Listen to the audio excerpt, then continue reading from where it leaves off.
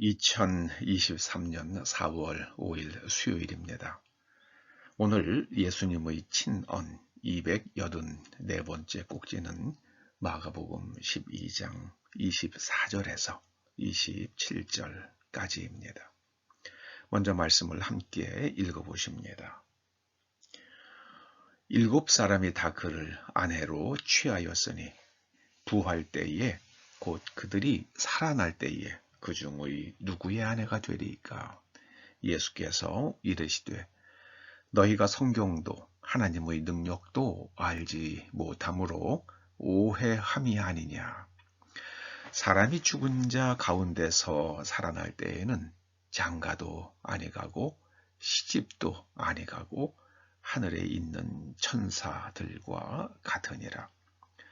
죽은 자가 살아난다는 것을 말할진대 너희가 모세의 책 중 가시나무 떨기에 관한 글에 하나님께서 모세에게 이르시되 나는 아브라함의 하나님이요 이삭의 하나님이요 야곱의 하나님이로라 하신 말씀을 읽어보지 못하였느냐.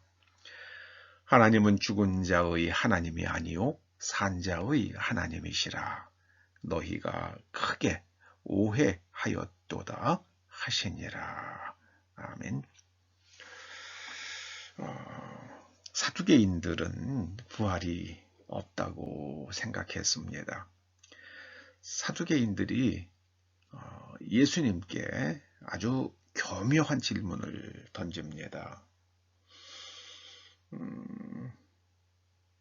이제 모세의 율법에 따르면 형이 죽으면 동생이 이제 형수를 통해서 형의 대를 이어주도록 하고 있는데 7형제가 있습니다.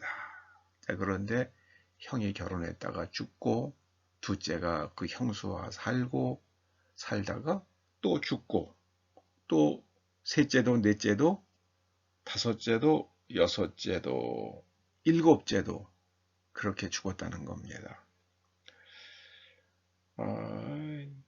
그래서 그 7형제가 다 자식을 낳지 못하고 다 죽었는데 결국 또 여자도 죽고 말았습니다. 자, 그러면 사두개인들이 예수님께 질문을 던지는 겁니다.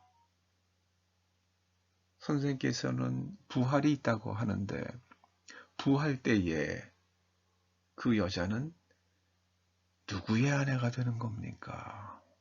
참 이거 뭐 대답하기 쉬운 질문이 아니죠. 그러니까 사두개인들의 논리의 구조 속으로 들어가면은 답하기가 어려운 질문입니다. 그런 질문을 들을 때에는 혹은 그런 질문이 떠오를 때에는 그 질문의 논리, 전제가 되는 논리 그 바깥에서 그 질문을 대해야만 합니다. 그 속에 들어가면은 그 질문이 가지고 있는 조건들 때문에 진실을 발견할 수가 없기 때문입니다. 예수님께서 말씀하시죠. 너희가 성경도 하나님의 능력도 알지 못함으로 오해한 거다. 이렇게 말씀하십니다. 사두개인들은요. 사독의 후손들입니다. 사독, 다윗 때의 제사장이죠. 이들은 정통주의자들입니다. 그들이 제사장직을 장악하고 있습니다. 그들은 정신적으로는 헬라의 철학과 문화에 반대합니다. 그리고 정치적으로는 자신들의 제사장직을 보호하기 위해서 아주 친로마적입니다. 반면에 사두개인들과 각을 세우고 있었던 바리새인들은 세속을 좋아하면서도 겉으로는 경건을 표방하고 율법 준수를 강조합니다. 정신적으로는 헬라의 영향을 받아서 눈에 보이지 않는 피안의 세계를 갈망합니다. 정치적으로는 반로마적입니다. 민족주의적이에요. 자, 그러면 예수님은 어떠신가? 예수님께서는 랍비라고 불리셨습니다. 랍비는 바리새인들 가운데서 신앙 지도자를 부를 때 사용하는 호칭이 랍비입니다. 그 예수님께서 랍비라고 불리신 것으로 볼 때는 예수님은 큰 사회적 범주에서는 바리새인으로 사람들 눈에 비치셨지만 예수님께서는 바리새인들과 성경을 전혀 다르게 해석하는 겁니다. 초점이 달라요. 성경에 관해서는 초점이 다르십니다. 예수님은 예수님의 말씀을 쭉 하나로 엮어보면요, 개인의 내면적 통합과 영적 성장을 가르치십니다. 여러분, 최근에 대통령을 지낸 분이 제주도에 가서 4.3 사건이, 제주도 4.3 사건이 민주화가 아니라고 말하는 것은 그는 4.3을 모독하는 것이다, 그런 말을 했잖아요. 그러면은 그 공산주의자들이 일으킨 폭동이라고 말하는 사람은 김대중 씨입니다. 김대중 씨예요. 그러면 다짜고짜 누구부터 비판하고 나가야 됩니까? 김대중 대통령부터 비판하고 나가야죠. 그리고 일본에 가서 천황 앞에서 머리를 숙이고 그랬던 분은 누굽니까? 김대중 씨잖아요. 김대중 대통령이 일본과 다시 좋은 관계를 유지하지 않으면 경제 회복이 어렵거든요. 그러면 할 수 없이 그렇게 가서 한 거죠. 그러면 DJ부터 까부셔야죠. 그러니까 우리나라에 있는 이 야당 정치인들은 내면이 통합이 안 됐어요. 그들이 사용하는 민주화라는 말과 세계 인류 보편적으로 사용하는 민주화는 개념이 전혀 달라요. 전혀 달라요. 북한 사람들이 민주를 쓰잖아요. 근데 북한의 민주가 어디 있습니까? 북한이 사람 중심을 외치잖아요. 인간 중심을 외치잖아요. 거기 인간이 어디 있어요? 그 통합이 안 돼 있는 겁니다. 앞과 뒤가 달라요. 바리새인들이 그랬습니다. 사두개인들도 그랬습니다. 그 예수님께서는 내면적 통합과 영적 성장, 사람이 세 개의 층으로 되어 있어요. 겉에는 보이는 건 육체가 보이죠. 그리고 육체를 움직이는 것은 그 사람의 혼백으로 보입니다. 혼백. 그리고 그 사람 가장 존재 깊은 곳에서 눈에 보이지 않지만 그의 몸과 그의 정신과 모든 가치가 통합되는 그 영역, 가장 깊은 영역, 거기가 영이에요. 거기에서 성령님과 커뮤니케이션이 일어납니다. 우리가 흔히 심리학자들이 말하는 사이코 영역에서는 성령님과 관계가 일어나지 않아요. 우리 영적 가장 깊은 곳에서 말하자면은 물질로 치면은요, 소립자의 영역에서 하나님과의 커뮤니케이션이 일어나는 겁니다. 예수님께서는 개인의 내면적 통합과 영적 성장을 가르치셨고요. 그런데 그 깊은 곳을 터치하시는 분이 하나님의 영이시다. 그 성령의 도우심을 강조하셨어요. 성령의 도우심으로, 성령의 권능으로, 성령의 열매가, 성령께서 성령을 받은 사람은 반드시 그의 인격으로 드러난다는 겁니다. 그 성령의 터치로 인해서 변화된 인격, 그걸 가리켜서 갈라디아서는 성령의 열매라고 말합니다. 그래서 이 신앙의 완성은요, 천사들 수준이 되는 거예요. 뭐 죽은 후에 부활하면 누구의 아내가 되느냐, 그런데 초점을 맞추지 말고 천사들 수준까지 나아가는 겁니다. 천사는 하나님의 뜻을 그대로 수행하잖아요. 그리고 초자연적이고요. 권능을 행하잖아요. 그 수준으로 되는 게 바로 부활의 의미다, 이렇게 말씀하십니다. 예수님께서는 하나님은 죽은 자의 하나님이 아니시오 산 자의 하나님이시라 그러셨는데요. 이 사두개인들이 그걸 오해했습니다. 잘못 해석했다는 말씀이죠.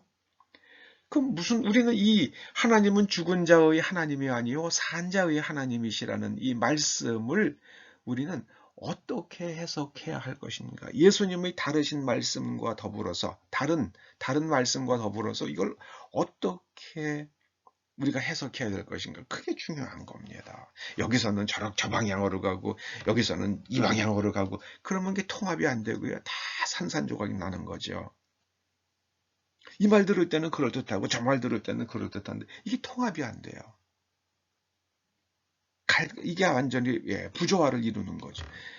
예수님의 이 말씀을 하나님은 산자의 하나님이시라는 말씀을 우리가 어떻게 해석할 것인가?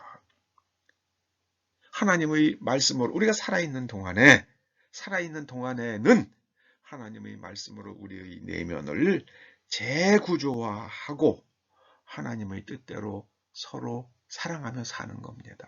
하나님을 사랑하고 사람을 사랑하는 겁니다. 그런데 사랑하다에 사용하시는 성경에 사용하고 있는 단어가 헬라어 아가파오입니다. 이거 아가파오는요. 내가 부여한 의미 속에서 대상을 사랑하는 거예요. 대상이 내 마음에 들지 않아요.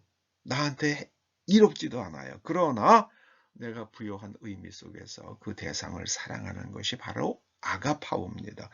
대상이 주는 즐거움 때문에 그 대상을 사랑하는 것은 필레오예요. 필레오. 그 진실이 주는 그 사랑이, 그 즐거움이 있죠. 소피아, 진실, 가장 깊은 지혜가 주는 즐거움이 있습니다. 그걸 추구하는 게 필라소피예죠. 필라소피, 소피아를, 지혜를 사랑하는 것. 아가파오는 내가 부여한 의미 속에서 사랑하는 겁니다. 나는 하나님 말씀을 절대적으로 따르겠다고 내가 결심하고 내가 의미를 부여합니다. 하나님을 믿지 않겠다고 하면은요, 그 하나님의 말씀에 순종할 이유가 없죠. 내가 부여한 의미 속에서 그 대상을 사랑하는 것이 아가파오입니다. 그래서 우리는 하나님을 믿기로 내가 성령님의 터치에 의해서 그렇게 내가 마음이 정해졌으니까는요. 마음과 뜻과 목숨까지도 내놓으면서요. 하나님의 관점으로 나를 바라보고요. 다른 사람을 바라보고 존중하는 태도로 살아가는 겁니다. 이걸 유럽 교회들이 그렇게 하지 않을 때에 야, 너희들이 하나님을 부인하는구나. 그걸 시적으로 표현한 아주 극단적인 시적으로 표현한 사람이 니체죠. 니체. 그 니체가 그 예수님의 말씀을 다는 아니지만 부분적으로는 예수님의 말씀과 선이 닿는 데가 있어요. 그 아모르 파티 이거는요. 너의 운명을 사랑하라. 그런 뜻이잖아요. 아모르 파티. 너의 운명을 사랑. 그러니까 내가 지금 처해 있는 내 삶의 의미를 깨닫고 나를 이 땅에 존재케 하신 하나님, 그 하나님의 뜻 안에서 내 인생을 바라보고 내 삶을 존중하는 사람만이 자기 자신을 존중하는 사람만이 다른 사람을 존중할 수 있고 하나님을 사랑할 수 있습니다. 이 세 가지는 자기 존중과 다른 사람 사랑과 하나님 사랑은 이게 하나로 돌아갑니다. 그래서 이 자기 비하가 있으면 절대로 남을 사랑할 수 없습니다. 남에게 무감각해져요. 연쇄살인범들이 그 사이코패스라는 사람들이 철저하게 다른 사람에 대하여 무감각하잖아요. 여러분 우리가 무섭게 생각해야 될 게 있습니다. 나치 정권 하에서의 독일인들은 주일마다 우리는 루터의 후예라고 자부하면서 교회 가서 예배를 드린 사람들입니다. 우리는 종교개혁자의 후예라고 말한 사람들입니다. 그런데 다른 사람의 생명에 대해서 무감각했습니다. 그것이 우리 자신의 모습이 될 수 있습니다. 여러분 성경을 잘 이해해야만 합니다. 예수님을 믿는다는 것은 예수 그리스도의 관점으로 우리 자신의 인생과 다른 사람과 하나님을 바라보면서 성령님의 터치 아래서 성령님과의 교감과 역동성 안에서 우리의 내면 구조를 끊임없이 재구조화하고 하나님의 말씀에 일치시켜 가면서 성령님께서 우리에게 부여하시는 초자연적 권능 두나미스를 행사하면서 예수 그리스도의 이름으로 행사하면서 날마다 성장해가는 것, 하나님 나라의 복음을 증거하는 것, 이것이 바로 예수 믿는 겁니다. 기도하시죠. 주님, 하나님께 대하여 죽었던 저희가 다시 살아났습니다. 하나님께 대하여 사는 것이 무엇인지 예수님께서 가르쳐 주셨습니다. 그것을 알게 하신 성령님 감사드립니다. 우리의 남은 생을 성령님과 동행하며 살게 하여 주시옵소서. 예수님의 이름으로 기도드립니다.